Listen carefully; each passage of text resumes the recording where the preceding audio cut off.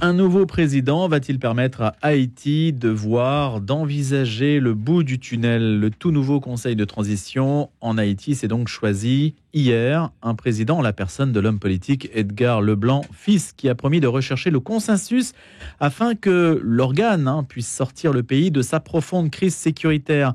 Haïti qui pâtit depuis des dizaines d'années d'une instabilité chronique. Mais fin février, les gangs, dont la violence ravageait déjà des pans entiers du territoire, ont lancé des attaques coordonnées contre des sites stratégiques et l'île caribéenne s'est retrouvée en proie à une situation tout à fait extrême où l'insécurité et la faim aussi menaçaient. L'insécurité menace, mais aussi la faim et la situation humanitaire devenaient extrêmement problématiques. Donc on se situe aujourd'hui dans cette situation-là. C'est vrai que on ne parle pas souvent d'Haïti, ou on en parle toujours un petit peu dans les mêmes termes. À une certaine époque, on a pu mener une opération après le tremblement de terre qui était survenu à Port-au-Prince avec Radio Soleil. Et aujourd'hui, donc, on va de nouveau parler d'Haïti avec nos deux invités. Charles Vaugirard, qui est essayiste et qui est spécialiste de la pensée de Frédéric Ozanam. Bonjour Charles Vaugirard. Bonjour Louis. Et vous êtes franco-haïtien.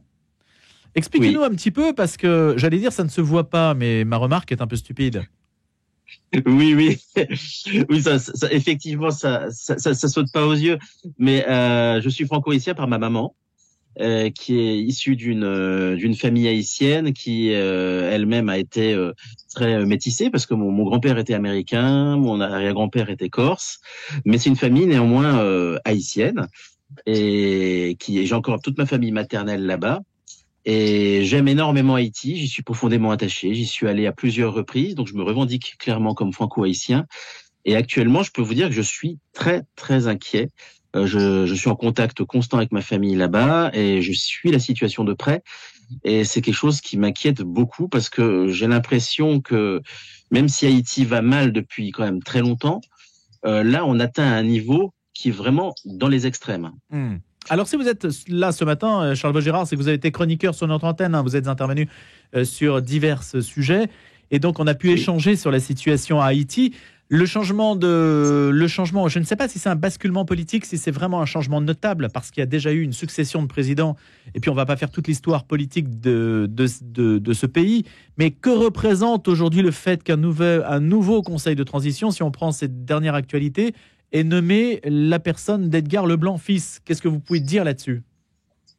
Alors, bon, c'est sûr que c'est très bien que Haïti est une nouvelle tête, un conseil de transition présidentielle avec un président donc qui va essayer de tenter de gérer la situation, mais malheureusement ça change pas grand-chose en réalité, parce que le cœur du problème actuel en Haïti, c'est que les gangs qui sèment la terreur sont plus forts que l'État haïtien. L'État haïtien est extrêmement faible, pour ne pas dire, j'oserais même dire, peut-être même inexistant, depuis pas mal d'années, du fait que c'est un pays qui n'a plus d'armée. Les gouvernements précédents ont essayé de rétablir une armée, mais c'est un embryon d'armée, et qu'ils ont une police, certes, qui existe, mais qui est elle-même très faible. Et les gangs, eux, sont plus forts que la police, du fait qu'ils ont un équipement digne d'une armée. C'est des structures qui sont quasiment militaires, avec des armes lourdes.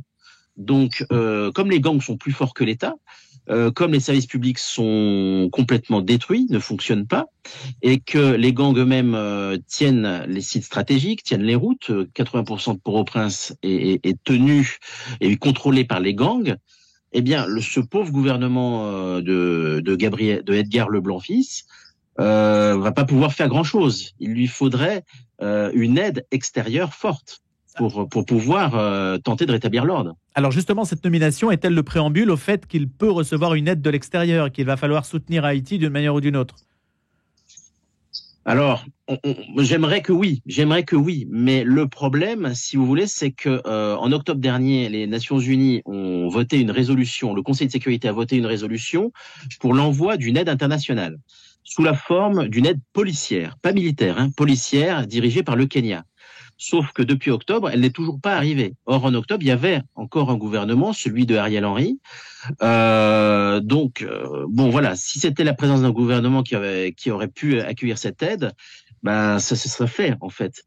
Et là, pour l'instant, voilà. Alors, est-ce que ça va changer? Moi, j'espère que oui. Mais je vais vous dire franchement, si cette si cette mission de sécurité du Kenya n'est toujours pas venue, c'est aussi parce que moi, je pense qu'ils ont compris, les Kenyans et les autres pays qui devaient y participer, ils ont bien compris que ce n'est pas des policiers qu'il faut envoyer en Haïti, mais que ce sont des militaires, en réalité. Comme ça a été fait d'ailleurs il y a longtemps, en 2004. Il y avait la MINUSTA qui était des casques bleus, c'était des militaires qui étaient venus et toute la période, et ils sont restés longtemps, de 2004 jusqu'en 2017. Et c'était une période finalement où la MINUSTA a réussi à éviter des catastrophes politiques trop graves. Donc la mission avait quand même eu certains résultats. Et ça a commencé à se gâter en 2017, justement après le départ de la MINUSTA. Et donc ça veut dire, Charles Vaugirard, qu'en fait le politique, malgré la nomination de quelqu'un d'autre, d'une nouvelle tête, d'un interlocuteur, en réalité n'a aucun moyen, pas de ressources de faire face à une situation totalement chaotique. Exactement. Donc il n'y a rien à attendre de cette nomination. De structure étatique. On est en ligne de Port-au-Prince avec Sœur Paesi qui s'occupe d'une communauté qui s'appelle Kizito. Elle l'a fondée, cette communauté. Elle est missionnaire française en Haïti. Elle nous fait l'amitié de sa présence. Bonjour ma sœur. Bonjour. Vous avez reçu la Légion d'honneur, c'était en 2018 pour l'action qui a été la vôtre, qui est la vôtre auprès de l'enfance en détresse dans ce pays qui est peut-être le plus dangereux du monde aujourd'hui, qui est donc Haïti. Expliquez-nous ce que vous faites un petit peu au quotidien, où vous êtes en ce moment, comment vous allez organiser votre journée, comment même vous arrivez à vivre dans ce pays. Alors moi, je vis dans la commune de Cité-Soleil. C'est le plus grand bidonville de l'hémisphère nord. Je suis en Haïti depuis 1999, donc ça fait 25 ans. Monsieur Vaugirard, il est franco-haïtien, moi je suis française, mais j'ai passé plus de temps en Haïti qu'en France. J'étais d'abord chez les Sœurs de Mère Teresa et j'ai été envoyée par les Sœurs de Mère Teresa en Haïti. Et il y a 6 ans, j'ai fondé cette nouvelle communauté principalement pour la protection et l'évangélisation des enfants des rues. Donc c'est ce qui m'a conduit à vivre à Cité-Soleil. Et aujourd'hui, la communauté a créé des centres, des foyers pour des enfants qui ont été dans la rue et qui ont choisi de quitter la rue. Donc, on a 6 foyers. Et aussi des écoles un peu particulières. C'est des écoles qui sont accessibles aussi aux enfants des rues. Donc, on accueille des enfants à n'importe quel âge et pour qu'ils puissent commencer leur scolarité.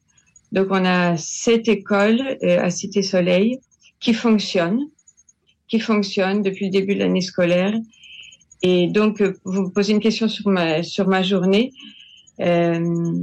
C'est rencontrer les enfants au niveau des foyers et aussi visiter les écoles de Cité-Soleil. Et est-ce que vous croisez les gangs? Est-ce que vous vous sentez menacé dans votre quotidien? Alors oui, on les croise parce qu'ils sont présents dans tous les quartiers populaires.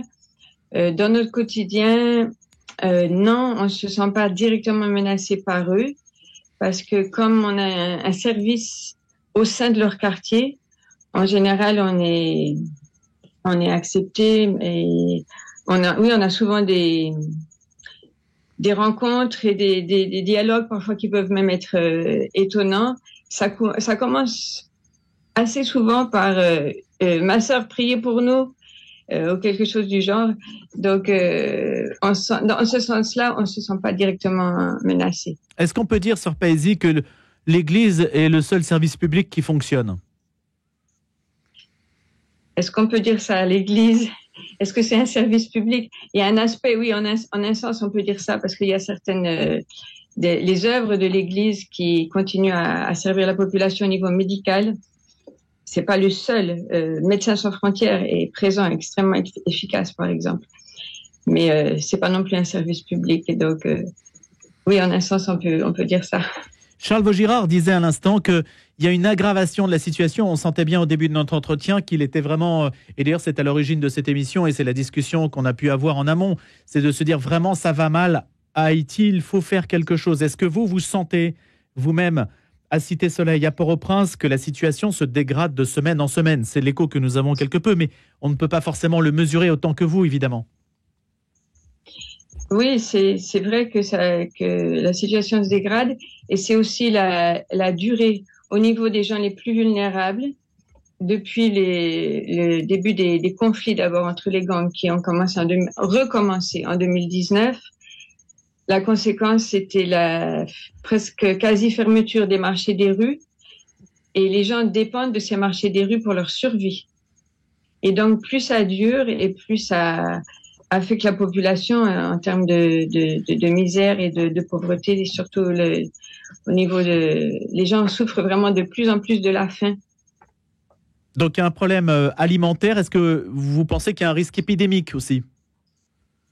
Oui, il y a maintenant une nouvelle vague du choléra, par exemple.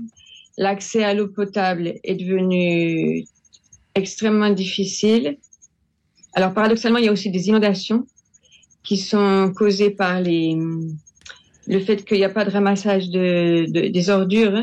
Donc tous les canaux du bas de la ville sont complètement bloqués, bouchés, et à chaque fois qu'il pleut, du coup, ce sont les quartiers habités qui sont inondés. Et ça cause des difficultés aussi pour l'accès à l'eau potable, et ça a causé aussi la recrudescence du choléra. Il y a à nouveau des cas de choléra depuis quelques jours. Et votre équipe, Sœur Paesi, elle est un petit peu étoffée. Vous êtes seul dans cette action que vous menez. Vous nous avez parlé des écoles, donc j'imagine qu'il y a quand même quelques personnes qui vous entourent. Comment ça se présente? Vous êtes un petit peu aidé dans votre œuvre? Oui, tout à fait. Alors, il y a une petite communauté, très très petite, qui est fondée au niveau de l'archidiocèse de Port-au-Prince. Donc des sœurs en formation qui sont avec moi. Et puis on a toute une équipe alors dans les écoles, on a des enseignants, on a des cuisinières, on a environ 150 employés dans la famille Kizito, plus toute une équipe aussi de volontaires au niveau des centres d'activités parascolaires et des centres de catéchisme. Donc oui, non, je suis pas seule du tout dans cette œuvre. En tout cas, on vous soutient vraiment avec tout le cœur, l'esprit, l'énergie qu'on peut espérer justement, hein, et peut-être que ce lien, cette solidarité que l'on crée à travers nos antennes peut inciter des personnes qui nous écoutent à aussi vous aider directement, à la famille Kizito à Port-au-Prince. Charles Vaugirard, dites-nous une question très simple. Pourquoi ce pays va-t-il si mal? Il y a eu une problématique récente en France sur la dette coloniale. La France qui devrait rembourser Haïti de l'action qu'elle a pu mener en tant que colonie. Est-ce qu'on peut rappeler brièvement l'histoire que notre pays entretient avec Haïti?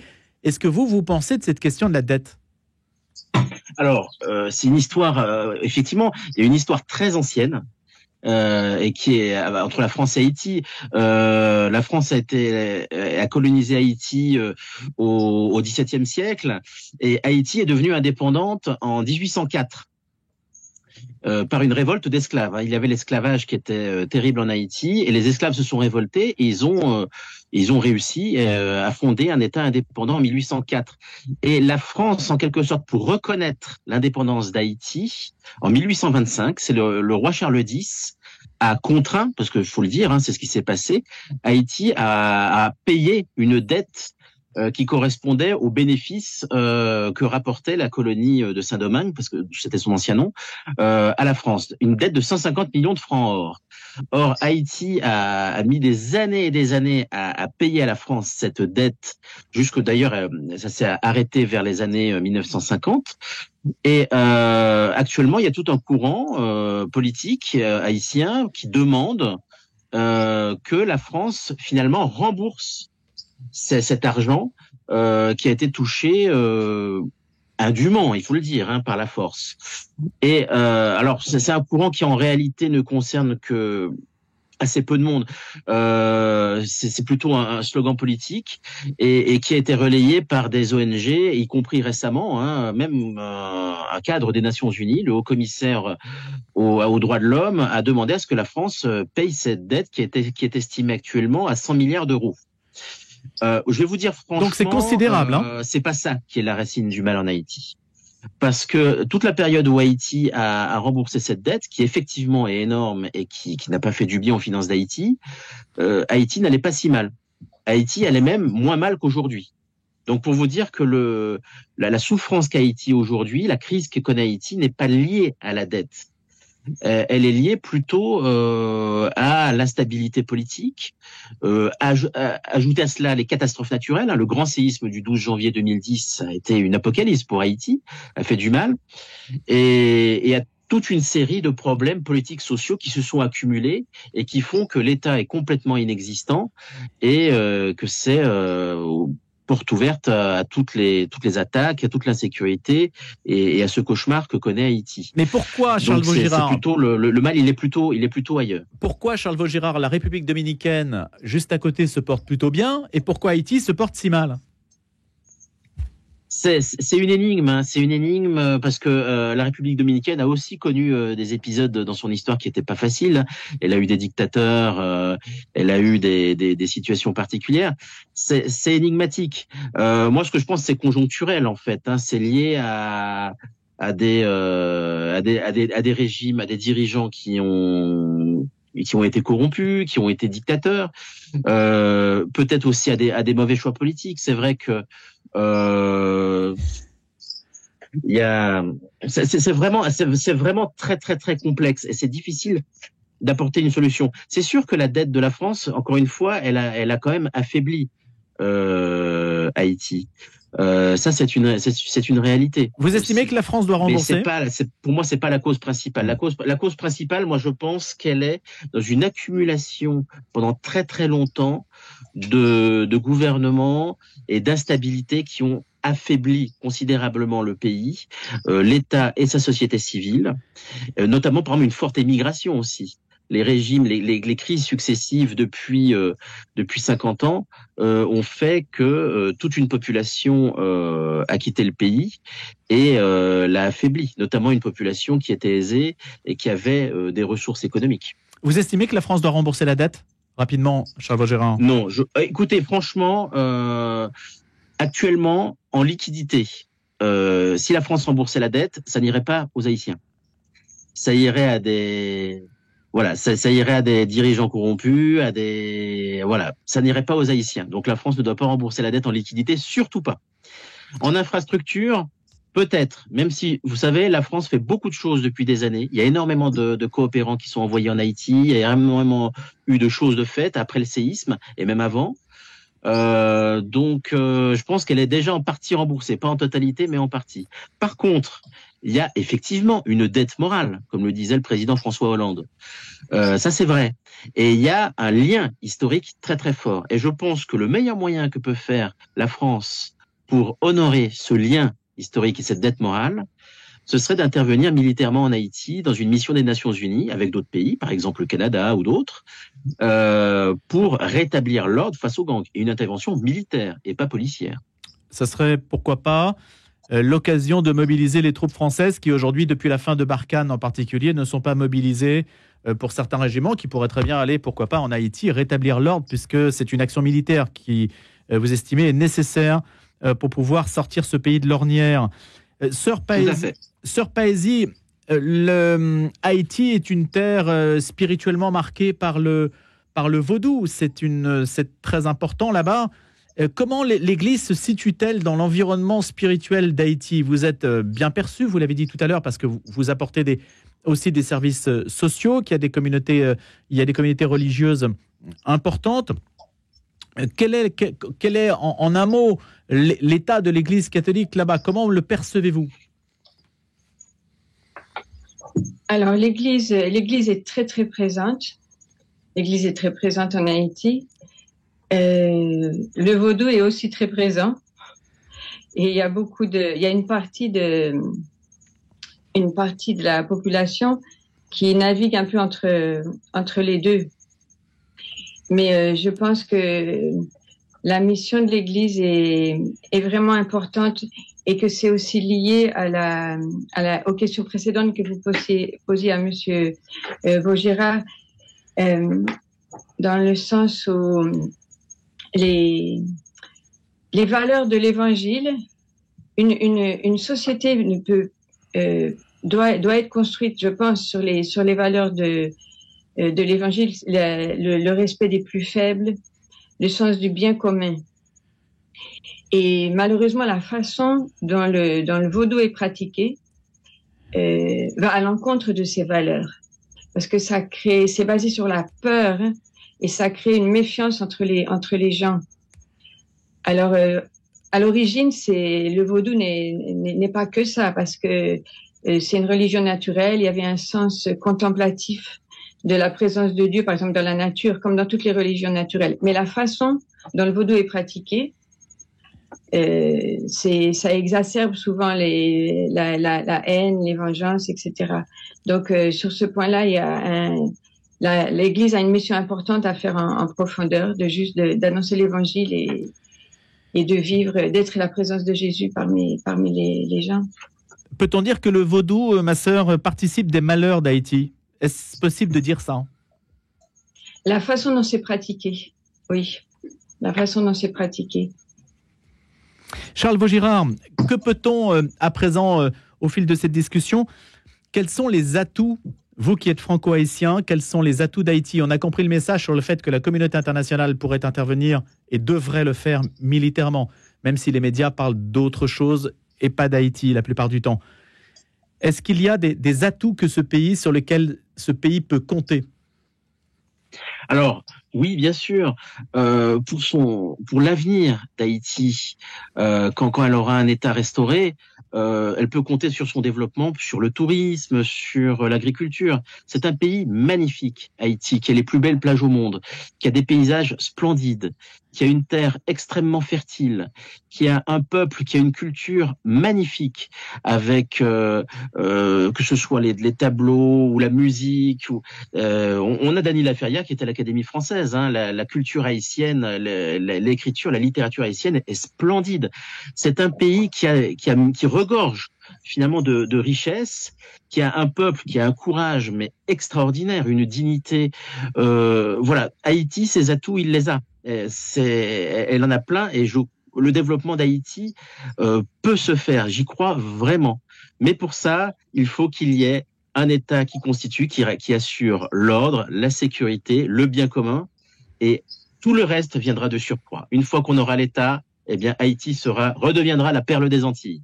Merci beaucoup Charles Vaugirard, merci beaucoup à tous les deux. Charles Vaugirard, franco-haïtien, essayiste, vous avez écrit sur la pensée de Frédéric Ozanam en particulier, ce n'est pas étranger à notre discussion, et sœur Paésie de la communauté Kizito à la Cité Soleil à Port-au-Prince. Merci beaucoup.